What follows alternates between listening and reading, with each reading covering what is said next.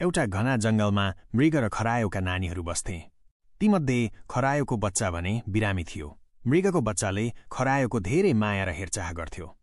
उसले साथीको हेरचाह गर्दै समय बिताउँथ्यो। केही दिनपछि खरायो निको भयो। त्यसपछि ती दुई साथी रमाउँदै जंगलमा सँगै खेल्न थाले। एक दिन मृगको बच्चाले आफ्ना साथीको लागि गाजर ल्यायो। खरायोले गाजर खाँदा खुसी हुँदै मृगलाई धन्यवाद दियो। रात पर्छ र बिहान हुन्छ। बिहानको शान्त वातावरणमा अचानक एउटा खतरनाक जंगली कुकुर आउँछ। उसले दुवैलाई देखेर पछ्याउन थाल्छ। मृग र खरायो डराएर दौडन्छन्, तर कुकुरले पिछा छाड्दैन। ज्यान बचाउन ती दुईले चालाकी प्रयोग गर्छन्। उनीहरू मिलेर कुकुर आउने बाटोमा ठूलो ढुङ्गा खसाल्छन्। ढुङ्गा एक्कासी तल झर्छ र कुकुर त्यसको छेउमा आइपुग्दा किचिन्छ।